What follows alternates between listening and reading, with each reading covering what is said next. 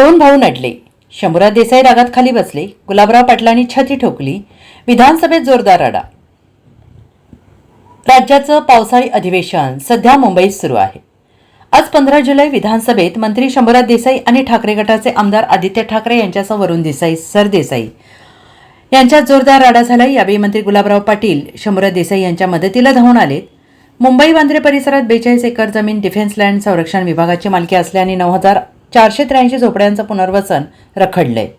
ही लक्षवेधी वरुण सरदेसाई यांनी मांडली आहे आणि यावर मंत्री शंभूराज देसाई यांनी 2019 ते 2022 साली एकदाही याबाबत तत्कालीन सरकारने बैठक घेतली नसल्याचं सांगितलंय. आणि यावरून वरुण सरदेसाई यांच्या आदित्य ठाकरे यांच्यासह चांगलेच आक्रमक झाल्याचं पाहायला मिळतंय.